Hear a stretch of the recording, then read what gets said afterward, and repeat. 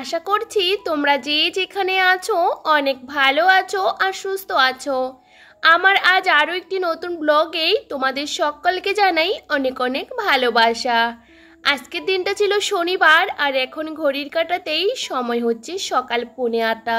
তবে চলো তোমাদেরকে সাথে নিয়ে ব্লগটা এখন থেকে শুরু করছি। আই হোক তোমাদের ভীষণ ভালো লাগবে। প্রত্যেক দিনের মতনই কিন্তু আমি সকালবেলা ঘুম থেকে উঠেছি।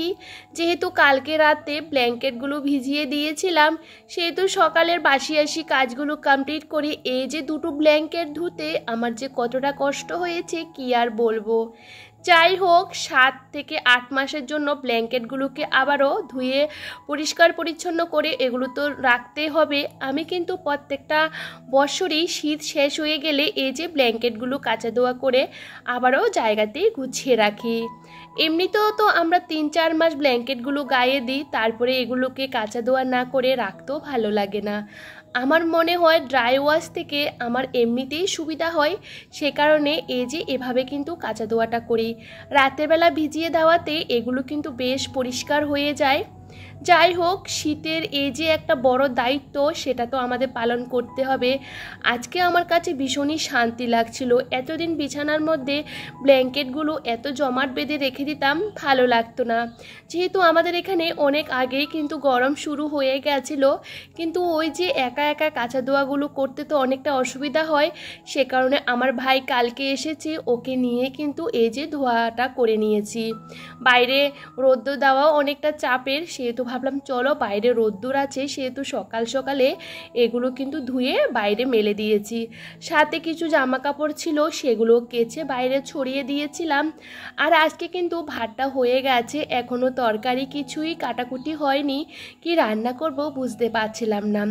তো ভাবলাম চলো সকালের টিফিনটা আগে খেয়ে নিই। তার আগে একটু উষ্ণ গরম জল প্রত্যেক দিনের মতনই কিন্তু খেয়ে নিয়েছি।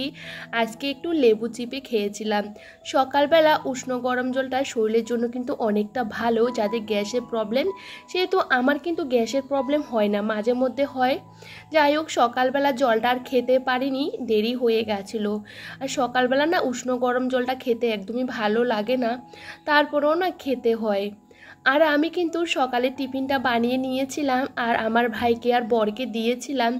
আসলে আমার এখন খাবার সময় নেই। আমি ভাবলাম এই যে কালকে কচুটা কেটে রোদ্দুরে শুকাতে দিলাম, আজকে ভাবলাম এটা রান্না করব। মাছ আছে আর একটা কি রান্না করব বুঝতে পারছিলাম না। ভাবলাম চলো কচুটাকে কেটে সেদ্ধ বসিয়ে দিয়ে সকালে টিফিনটা খাবো। আমাদের সকালে প্রচুর কাজকর্ম থাকে একটা গৃহিণীর। বাড়ির বউদের কিন্তু সকাল থেকে রাত্রির পর্যন্ত অনেক কাজকর্ম থাকে। তার মধ্যে কি বলতো, সকালের টাইমটা না প্রচণ্ড বিজি, কারণ সবার কাজে বেরোবে, ওদেরকে সময় মতন খাবার দিতে হয়, বাচ্চা থাকে, সমস্তটা ম্যানেজ করা কিন্তু অনেকটা কষ্ট। যাই হোক, আমি সবসময় চেষ্টা করি ব্যস্ততার মাঝেও কিন্তু আমার প্রত্যেকটা কাজই পরিপাটি করে গুছিয়ে করতে। আমার বেশ ভালো লাগে। আর এদিকে আমি কিন্তু সকালে টিফিনটাও খেয়ে নিয়েছি জটাপট করে। আর এদিকে কচুটা ভালো করে সেদ্ধ করতেও অনেকটা সময় লাগে। কচু খেতে আমার কিন্তু ভীষণ ভালো লাগে, আমার বড় কিন্তু ভীষণ পছন্দ করে। সেহেতু গাছের বাড়িতে আছে, তো এখন যেহেতু উনুনে রান্নাবান্না করি, সেহেতু ভাবলাম চলো ভাইও খাবে, ও এসেছে, তো এমনি তো খাওয়া হয় না, তো আজকে না রান্না করেছি। শুধু ডাল করেছি আর কালকে না তরকারি ছিল, ভাবলাম চলো এই যে কচুর তরকারি করি। আর বেশি কিছু করব না, আর বেশি কিছু করলে না এই যে তরকারি থেকে যায় সব সময়, আর বাসি তরকারি থাকলে না ভালো লাগে না। আমার কিন্তু কচুটা রান্না করতে বেশ সময় লেগে গেছিলো। কালকে যেহেতু ডাঁটার তরকারি ছিল অনেকটা তরকারি, সেহেতু তরকারিগুলো গরম করে নিয়েছি। আর এদিকে কিন্তু আমার বর অনেকক্ষণ আগেই বেরিয়ে গেছিল, আর আমি কিন্তু বাসনপত্র সমস্তটা মেজে রান্নাঘরটাকেও পরিষ্কার করে নিচ্ছিলাম। সকালে যেহেতু টিফিনটা এখানে বানিয়েছি, আর রুটি করলে দেখবে চারপাশে পড়ে থাকে, সেগুলো না মুছলেও ভালো লাগে না। সমস্ত কাজগুলো ঝটাপট করে কমপ্লিট করে এই যে বাইরে ব্ল্যাঙ্কেটগুলো রোদে দিয়েছিলাম, সেগুলোকে কিন্তু নিচের পাশগুলো ভালো করে জলটা ছড়িয়ে দিয়েছি, তাহলে কি বলো তো ভালো করে শুকিয়ে যাবে। আর এখন তো রোদের তেজটা অনেকটা পরিমাণেই থাকে, তো সেহেতু কিন্তু কোনো অসুবিধাই নেই। আর দেখবে কড়া রোদ্দুরে কোনো জিনিস দিলে রোদে শুকালে না বেশ ভালো লাগে। আমি এখন ঘরের কাজ করব, বাইরের সমস্ত কাজগুলো করে ঘরে এসেছি। তার আগে ছেলেকে একটু ফল কেটে দিয়েছিলাম। আসলে বাইরে এত রোদ্দুরই কি বলবো, বাইরে কাজ করলে না ঘরে যখন আসি না ঘরে কিছুই দেখতে পাই না। আর আমার কিন্তু ঘরটাকে আমি সবসময় সপ্তাহে একবার পরিষ্কার করি। সংসারে হাজার ব্যস্ততার মাঝেও এত কাজকর্ম করি, তার মধ্যেও কিন্তু আমি সবসময় আমার এই ছোট্ট ঘরগুলোকে ভালো করে গুছিয়ে রাখার চেষ্টা করি। আমার ভালো লাগে না। আর এখন দেখো ওয়ালগুলোকে ভালো করে পরিষ্কার করে নিয়েছি। প্রচণ্ড ধুলো আর ওয়ালের মধ্যে এত পরিমাণে মশা বসে আছে কি আর বলবো বন্ধুরা। তারপরে ওয়ালগুলোকে ভালো করে পরিষ্কার করে আমার ভাইকে বলেছি উপরে পাখাটা একটু পরিষ্কার করে দিতে। আমি সবসময় এই জিনিসগুলো পরিষ্কার করি, ও তো সবসময় দেখে। আমার বাড়িতে আসলে ও বলছিল সবসময় কি পরিষ্কার করার দরকার আছে, তারপরেও না প্রচুর ধুলো জানো তো। তো সেগুলো যদি পরিষ্কার না করি ভালো লাগে না। আর আমার ঘরের প্রত্যেকটা জিনিস আমার ভীষণই শখের, আর শখের জিনিসগুলোকে একটু ভালোবেসে যদি কাজগুলো করি তাহলে বেশ ভালো লাগে।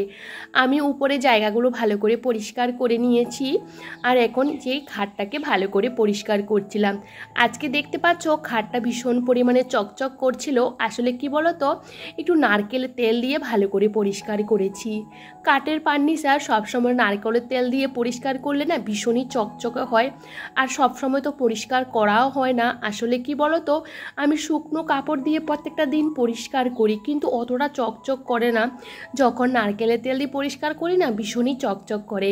তো ম্যাট্রেসটা তো আমি বাইরে রোদ্দুরে দিয়েছি। সকালবেলা আমার ভাইকে বলেছি এটাকে একটু বাড়ি মেরে মেরে ধুলোগুলো বের করতে। এত ধুলো বেরোচ্ছে কি আর বলবো বন্ধুরা। তো ভাবলাম চলো, ও বলছে আরও বেরোচ্ছে, ভাবলাম পরে একটু উল্টে পাল্টে দিই, আমি আবারও ওটাকে পরিষ্কার করে বাইরের থেকে নিয়ে আসবো। তার আগে এই যে ঘরের কাজগুলো সেরে নিই। আমি ওই ঘরটাকে প্রথমে গুছিয়ে নিয়েছি, এখন এই ঘরের কাজটা করছিলাম। আর এখন দেখো ঘরের প্রত্যেকটা ফার্নিচারগুলোকে ভালো করে পরিষ্কার করে নিচ্ছিলাম। পরিষ্কার রাখলে না সব জিনিসই কিন্তু ভালো লাগে। আমি মনে করি একটা ঘর বাড়ি যদি পরিষ্কার পরিচ্ছন্ন রাখি না, তার পেছনে একটু তো পরিশ্রম করতে হবে, সাথে কিন্তু আমাদের প্রত্যেকটা দিন কিন্তু কাজগুলো করতে হবে। প্রত্যেকটা দিন যদি আমরা ঘরের এই যে কোনা কোনা জায়গাগুলো পরিষ্কার পরিচ্ছন্ন মুছে মুছে রাখি না, তাহলে ঘরটা না এমনিতেই চকচক করে। আমার বেশ ভালো লাগে। আর আমি কিন্তু এই কাজগুলো একদিন না করলে না আমার ভালো লাগে না। এত সংসারে কাজের চাপ, তারপরেও কিন্তু আমি সবসময় কিন্তু আমার এই কাজগুলো করি। আর এই যে এটা কিন্তু উল্টে পাল্টে দিয়ে অনেকটা বার ঝাড় দেওয়া হয়েছে, এখন কিন্তু লাস্ট বার ঝাড় দিচ্ছি। এত ধুলো বেরোয়। তোমরা তো বেশিরভাগ সময় দেখো আমার ম্যাট্রেসটাকে বাইরে রোদ্দুর দিই, কিন্তু এটা না এতটা খারাপ হয়ে গেছে কি আর বলবো। প্যাকেটটা ছিল সেটা তো ছিঁড়ে ফেলা হয়েছিল অনেক দিন আগে। তো যাই হোক, এটা না নিচের সাইডটা খুব সুন্দর, কিন্তু উপরের জায়গাটা প্রচণ্ড বাজে হয়ে গেছে। যাই হোক, আমি সবসময় কিন্তু রোদ্দুরে দিই, ধুলোবালুগুলোকে এভাবে পরিষ্কার করি, তাতে না বিছানাটা হালকা লাগে। আর এখন দেখো টান টান করে বিছানার চাদরটাও পেতে দিয়েছি। এই চাদরটাও না কটনের। এখন যেহেতু গরমকাল চলে এসেছে, এখন কিন্তু হালকা ফুলকা কটনের বিছানার চাদরে কিন্তু বেশ ভালো লাগে। আর আজকে কিন্তু আমার বিছানাটা একদমই ফাঁকা ফাঁকা লাগছিল। এতদিন তো ব্ল্যাঙ্কেটগুলো একটা সাইডে রাখতাম, যাই হোক এখন একদমই ফাঁকা হয়ে গেছে।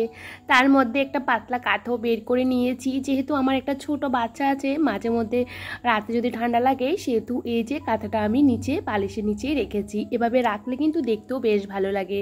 আর এখন বিছানাটা সুন্দর করে আমি গুছিয়ে নিয়েছি। ঘরের সৌন্দর্য হলো বিছানা, সেটা যদি পরিপাটি করে গোছানো থাকে, সত্যি কথা বলতে দেখতেও বেশ ভালো লাগে।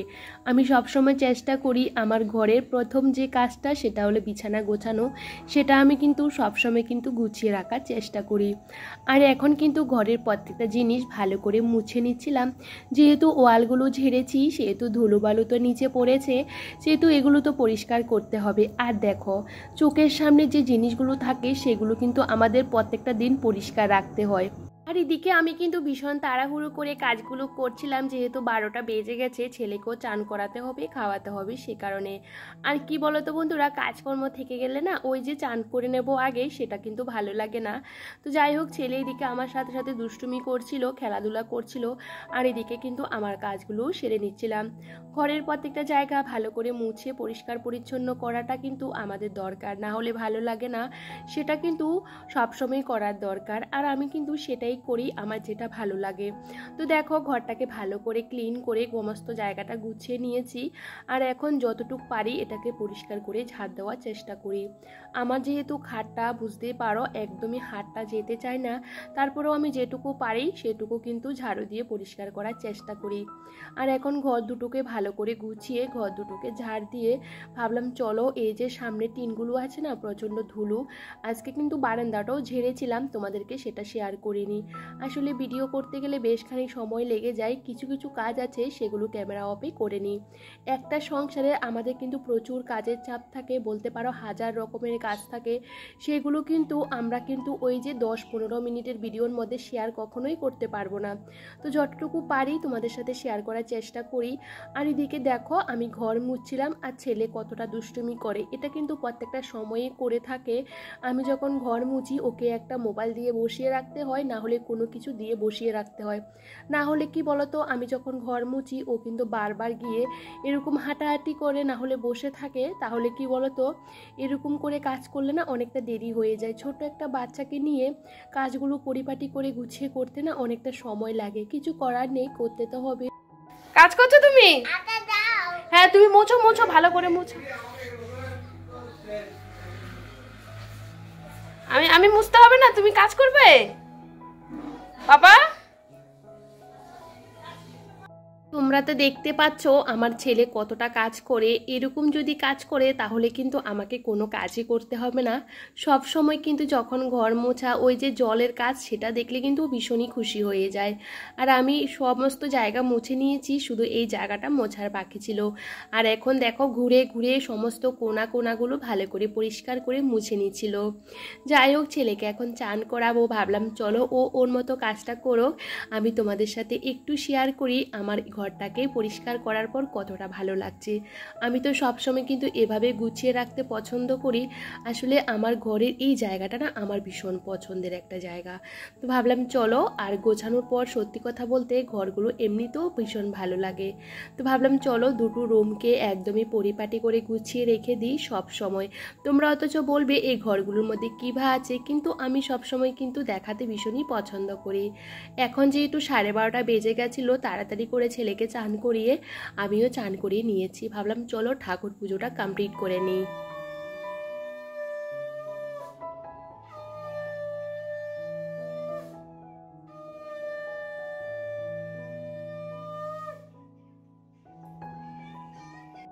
এদিকে যেহেতু দেরি হয়ে গেছিল, সেহেতু আর মাথাটাতে কিছুই আশ্রয় নেই, তেল সিঁদুরও দিইনি। ভাবলাম চলো ঠাকুর পুজোটা দিয়ে দিই। আর দেখবে ঠাকুর পুজো দিতে তো একটু সময় লাগে, তো সেটা কমপ্লিট করে ছেলেকে খাওয়ানো দাওয়ানো হয়ে গেছে। এখন ছেলেকে ঘুম পাড়াবো, তার আগে ভাবলাম চলো সমস্ত জামা কাপড়গুলো একটু উল্টে পাল্টে দিই।